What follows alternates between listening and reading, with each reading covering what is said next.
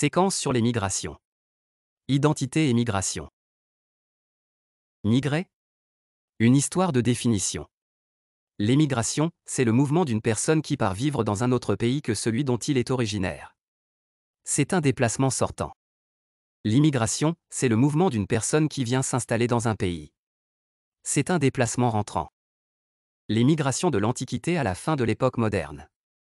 Il y a des déplacements progressifs liés à des migrations économiques, aux invasions guerrières et aux dynamiques de peuplement. Durant tout le Moyen Âge, de grandes migrations se font de l'Asie vers l'Europe occidentale, le Proche-Orient, l'Inde et la Chine. Certains de ces déplacements sont liés à des conquêtes religieuses ou invasions guerrières. À la Renaissance, il y a de nouveaux types de migrations sont observés à l'intérieur du continent européen, les migrations forcées comme l'expulsion des Juifs d'Espagne ou des protestants français à Nantes. Des migrations saisonnières, travailleurs à la recherche de moyens de subsistance, pèlerins, etc., ou définitives, colons vers les terres vierges de l'Est européen ou vers les terres nouvellement défrichées, se maintiennent. En Afrique, on migre aussi.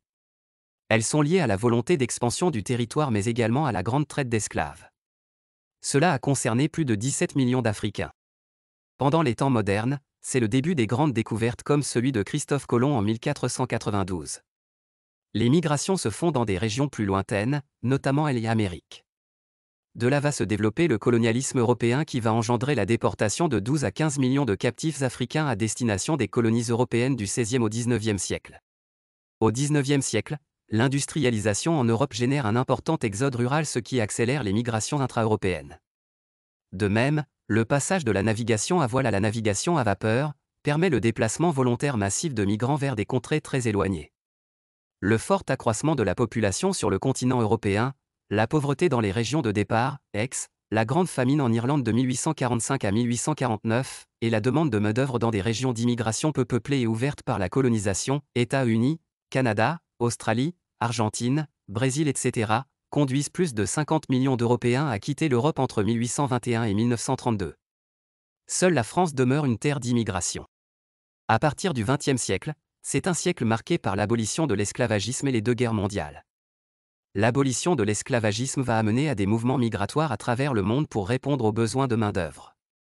Les persécutions religieuses, ethniques ou linguistiques continuent et forcent les populations à se déplacer. Après les guerres, des empires s'effondrent et engendrent des déplacements de masse. Les prisonniers de guerre font partie de ces mouvements. Les pays qui ont été touchés par la guerre doivent se reconstruire et font appel à de la main-d'œuvre.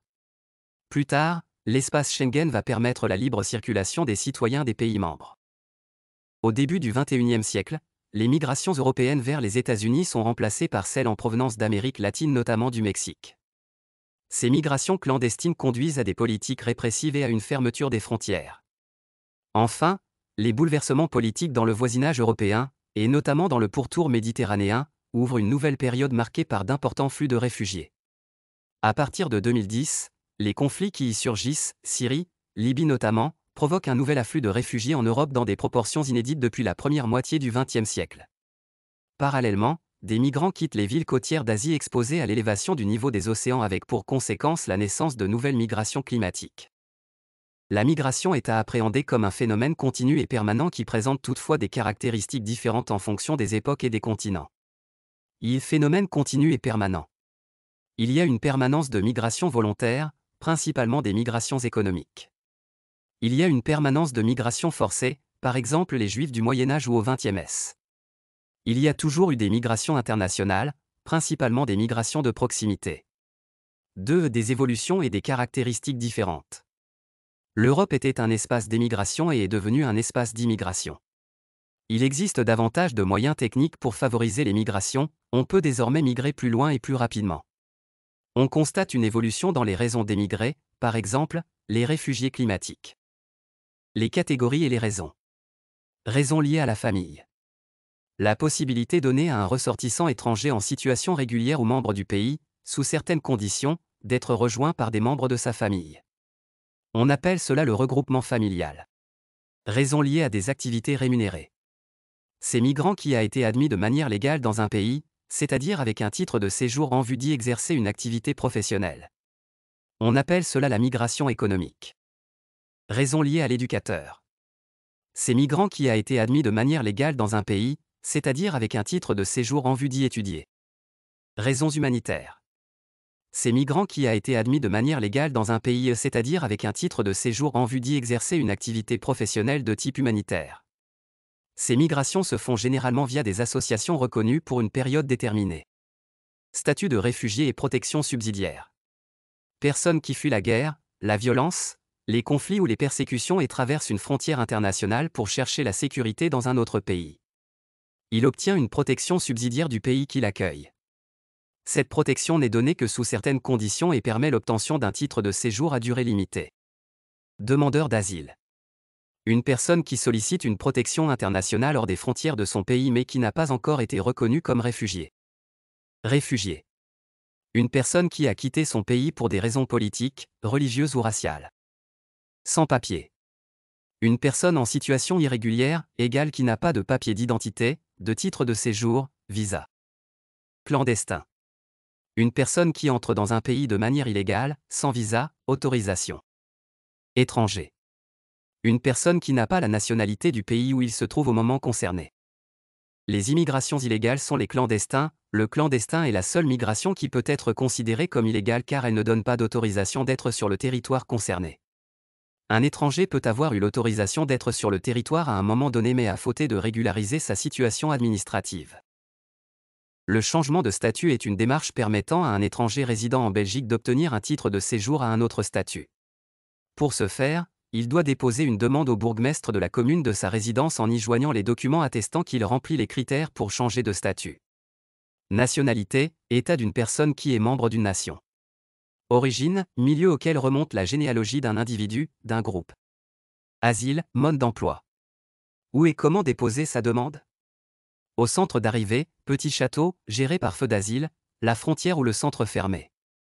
Par une lettre à l'attention de l'Office des étrangers. Comment est examinée la demande ? On vérifie d'abord si la Belgique est responsable de la demande. La demande est examinée et le demandeur est également reçu pour une audition afin d'expliquer sa situation. Comment se termine la procédure ? Si demande acceptée, il reçoit soit le statut de réfugié soit simplement une protection subsidiaire. Si demande refusée, il est renvoyé dans son pays mais le demandeur a bien évidemment le droit de passer par un recours. Histoire de la migration en Belgique. Au cours de l'émigration belge vers les États-Unis en 1847 à 1848, de nombreux Belges, principalement issus de milieux ruraux et confrontés à des difficultés économiques, ont cherché de meilleures opportunités aux États-Unis. Ce mouvement migratoire était en grande partie motivé par des facteurs tels que la recherche de terres fertiles, la promesse d'emplois industriels et la perspective d'une vie meilleure. Ces immigrants ont contribué à la diversité culturelle américaine tout en s'intégrant progressivement dans la société américaine du XIXe siècle.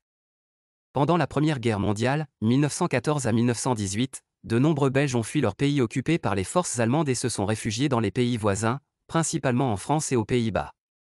Ces réfugiés belges ont été confrontés à des conditions de vie difficiles, mais ont également été accueillis par des initiatives humanitaires et des programmes d'aide internationale. Cette émigration forcée a laissé une empreinte sur la diaspora belge et a renforcé les liens entre la Belgique et ses voisins au cours de cette période tumultueuse. L'immigration flamande, en raison de la grande famine de la pomme de terre qui a touché la Flandre au milieu du XIXe siècle, de nombreux Flamands ont émigré vers la Wallonie à la recherche de meilleures conditions de vie. Cette migration interne en Belgique a été motivée par le besoin urgent de trouver des ressources alimentaires alternatives et des opportunités économiques dans les régions moins touchées par la crise alimentaire. L'émigration flamande en Wallonie a contribué à façonner les dynamiques socio-économiques du pays et a laissé une trace dans l'histoire de la Belgique. L'immigration italienne, en 1946, à la suite de la Seconde Guerre mondiale, l'Italie connaît une instabilité politique et un taux de chômage élevé. Face à ce contexte, la Belgique, en quête de main-d'œuvre, conclut un accord avec l'Italie pour accueillir des travailleurs italiens dans les mines, sous des conditions préalablement définies. L'Italie met fin au contrat en 1956, suite à la tragédie de Marcinelle, qualifiée de catastrophe de trop, incite le gouvernement italien à suspendre l'envoi de ses travailleurs vers les mines belges en raison des conditions de travail jugées excessivement dangereuses. Quelles sont les conditions pour devenir mineur ? Avoir moins de 35 ans. Passer une visite médicale. Passer un contrôle de la sûreté de l'État. De quelle catégorie de migration s'agit-il pour les Italiens ? Il s'agit d'une raison liée à la rémunération donc volontaire car la misère règne en Italie où le niveau de chômage est très élevé. En juin 1946, un protocole d'accord va donc être signé entre la Belgique et l'Italie. Il prévoit l'envoi de 50 000 travailleurs italiens dans les mines belges. Peut-on dire que les promesses faites aux Italiens ont été respectées? Les mineurs italiens vont être confrontés à une grande désillusion. Ceux d'entre eux qui ne supporteront pas les conditions de travail très difficiles au fond de la mine seront considérés comme étant en rupture de contrat. Quant aux conditions de logement, elles seront loin d'être celles attendues. L'immigration maghrébine et turque. Après avoir rompu son contrat avec l'Italie, la Belgique se tourne vers d'autres zones de recrutement et conclut de nouvelles conventions bilatérales avec l'Espagne, 1956, et la Grèce, 1957. En 1964, la Belgique a connu une immigration significative en provenance de Turquie et du Maroc, principalement liée à la main-d'œuvre recherchée pour soutenir la croissance économique. Les travailleurs immigrés turcs et marocains étaient souvent recrutés pour des emplois dans des secteurs tels que l'industrie et la construction. Au fil des décennies, ces communautés ont contribué à la diversité culturelle de la Belgique tout en faisant face à des défis d'intégration et d'adaptation. La diversité culturelle en Belgique. Les différentes migrations que nous venons de découvrir ont fait de la Belgique un pays de diversité culturelle. La Belgique est donc une société multiculturelle. Sur 11 millions d'habitants, un peu plus de 2,5 millions de personnes sont issues de l'immigration et près d'1,2 million sont étrangers. Quelle est la différence entre une personne étrangère et une personne immigrée? Les immigrés se distinguent des étrangers par le fait que les premiers ont effectué une migration, alors que les seconds ont une nationalité différente que celle du pays dans lequel ils vivent, et peuvent n'avoir pourtant jamais changé de pays. Tous les étrangers ne sont donc pas des immigrés. Inversement, tous les immigrés ne sont pas étrangers car ils ont pu obtenir leur nationalité.